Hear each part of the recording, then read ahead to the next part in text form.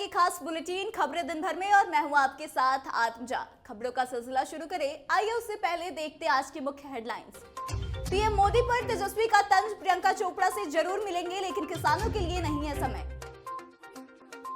लालू यादव ने कह दी बड़ी बात, नीतीश के लिए हमेशा खुला रहता है दरवाजा, वापस आने पर करेंगे स्वागत। क्या बिहार में फिर होगा खेला, तेजस्वी का बड़ा बयान, कहा हम भोले भाले लोग नीतीश जी को साथ लेकर चलेंगे।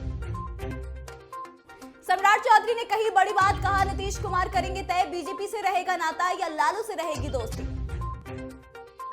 किसानों को लेकर राहुल गांधी का बड़ा ऐलान, कहा हमारी सरकार आने के बाद मिलेगी एमएसपी की लीगल गारंटी। बिहार से राज्यसभा के 6 प्रत्याशियों का निर्विरोध निर्वाचन हुआ तय, जदयू को 1 सीट का नुकसान। जेल में ही रहेंगे राजद सुप्रीमो लालू यादव के साले सुभाष यादव, जमानत अर्जी हुई खारिज। तेजस्वी राहुल के ड्राइवर बने तो प्रशांत किशोर ने पूछा सवाल, डीएनए वाली बात याद है क्या। सीएम नीतीश ने निर्माणाधीन साइंस सिटी का किया निरीक्षण, अधिकारियों को दिए महत्वपूर्ण निर्देश।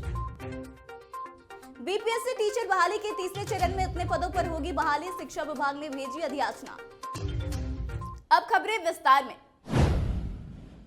किसानों को संबोधित करते हुए तेजस्वी यादव ने पीएम मोदी के खिलाफ जमकर भड़ास निकाली है और कहा है कि किसान चाहते हैं कि प्रधानमंत्री उन्हें 2 मिनट का समय दे ताकि वे अपना दुखड़ा उनके समक्ष रख सके, लेकिन उनके पास समय नहीं। वे प्रियंका चोपड़ा से जरूर मिलेंगे लेकिन किसान भाइयों से नहीं मिलेंगे। यह लोग नफरत की राजनीति करते हैं और झूठ का प्रचार करते हैं। हमने पहले भी कहा था कि वे झूठ बोलने की फैक्ट्री हैं।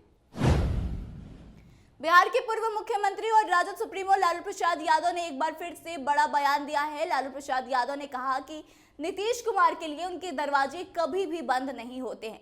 नीतीश कुमार जब भी आना चाहे वह आ जाए, हम उनका स्वागत करेंगे। इसके बाद लालू के इस बयान पर कई तरह के सवाल उठने शुरू हो गए हैं। दरअसल लालू ने कहा कि नीतीश जी आएंगे तो देखेंगे, और रही बात दरवाजा खुला रखने की, तो मेरा दरवाजा हमेशा से खुला ही रहता है, हमारा दरवाजा बंद नहीं होता। भारत जोड़ो न्याय यात्रा के दौरान तेजस्वी यादव ने कहा कि हम भोले भाले लोग हैं और हम नीतीश जी को साथ लेकर चलेंगे। यानी कि तेजस्वी यादव को अभी भी नीतीश कुमार के साथ आने से उम्मीद है या फिर तेजस्वी और नीतीश ने मिलकर कोई नया प्लान तैयार किया है, क्योंकि इससे पहले राजद सुप्रीमो लालू प्रसाद यादव ने भी नीतीश कुमार की वापसी को लेकर साफ तौर पर कहा कि यदि नीतीश आते हैं तो उनका स्वागत करेंगे। बिहार में आज जिस तरह से राजद सुप्रीमो लालू यादव और नेता विरोधी दल तेजस्वी यादव ने सीएम नीतीश की वापसी को लेकर बयान दिया है, उसके बाद से बिहार की राजनीतिक सरगर्मी काफी ज्यादा बढ़ गई है। ऐसे में इस बढ़ती हुई सरगर्मी और बिहार के उप मुख्यमंत्री सम्राट चौधरी ने इसे और गर्म कर दिया है। सम्राट चौधरी ने कहा कि नीतीश कुमार जी को तय करना है कि उन्हें भाजपा के साथ रहना है या राजद के साथ। उनके अलावा इसे तय करने की जवाबदेही किसी दूसरे को नहीं हो सकती। राहुल गांधी भारत जोड़ो न्याय यात्रा के दौरान बिहार के सासाराम में हैं। इस कार्यक्रम में राहुल ने किसानों को संबोधित करते हुए नरेंद्र मोदी की सरकार पर हमला बोला। इसके साथ ही उन्होंने कहा कि किसानों को फसल का सही दाम नहीं मिल रहा। हमारी सरकार में आने के बाद कांग्रेस एमएसपी की लीगल गारंटी देगी। जब भी किसानों ने कांग्रेस से कुछ मांगा है उन्हें दिया गया है, चाहे वो कर्ज माफी हो या फिर एमएसपी। कांग्रेस ने हमेशा किसानों के हितों की रक्षा की है और हमेशा आगे भी करेगी। राज्यसभा की 6 सीटों के लिए बिहार में नामांकन करने वाले सभी प्रत्याशी निर्विरोध निर्वाचित होंगे। 15 फरवरी गुरुवार को नामांकन करने की अंतिम तिथि थी और तय समय तक सिर्फ 6 उम्मीदवारों ने नामांकन किया। इससे सभी नामांकन करने वाले निर्विरोध निर्वाचित होंगे, यह बात अब तय मानी जा रही है। वहीं राज्यसभा चुनाव में जदयू को 1 सीट का नुकसान हुआ है। जिस 6 सीटों पर रिक्तियां हो रही थी उसमें 2 सीट जदयू के कब्जे में थी। इसमें से एक वशिष्ठ नारायण सिंह और दूसरे अनिल हेगड़े का सीट था और अब इन दोनों का कार्यकाल पूरा हो रहा है। लेकिन इस बार जदयू के पास सिर्फ 1 सीट ही वापस आ रही है और इसका मुख्य कारण जदयू के विधायकों की कम संख्या है। राजद सुप्रीमो लालू प्रसाद यादव के साले और पूर्व सांसद सुभाष यादव अब जेल में ही रहेंगे। एमपी एमएलए के विशेष कोर्ट की न्यायिक दंडाधिकारी सारिका बहालिया ने गुरुवार को उनकी नियमित जमानत अर्जी पर सुनवाई करने के बाद उसे खारिज कर दिया। उनकी जमानत अर्जी का जिला अभियोजन पदाधिकारी उमेश प्रसाद ने विरोध किया। इंडिया गठबंधन की एकजुटता और ताकत प्रदर्शित करने के लिए राजद सुप्रीमो लालू यादव के पुत्र तेजस्वी यादव ने कांग्रेस नेता राहुल गांधी का मंच शेयर किया। इतना ही नहीं, रोड शो के दौरान नीतीश सरकार के पूर्व डिप्टी सीएम राहुल गांधी के ड्राइवर भी बन गए। अब जन स्वराज के सूत्रधार प्रशांत किशोर ने इस पर त्वरित प्रतिक्रिया दी है। उन्होंने दोनों नेताओं से पूछ डाला है कि कांग्रेसी मुख्यमंत्री का बिहार के मजदूर डीएनए वाला बयान याद है या भूल गए।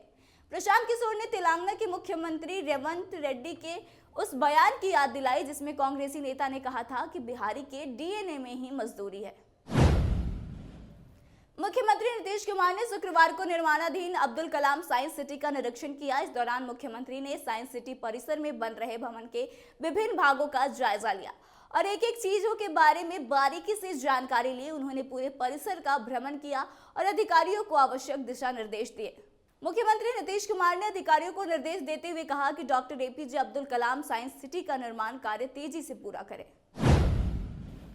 बिहार लोक सेवा द्वारा आयोजित तीसरे चरण के शिक्षक नियुक्ति परीक्षा में 86,474 रिक्त पदों पर बहाली होगी। इनमें सबसे अधिक पद 28,026 पद कक्षा 1 से 5 के लिए बहाल होंगे।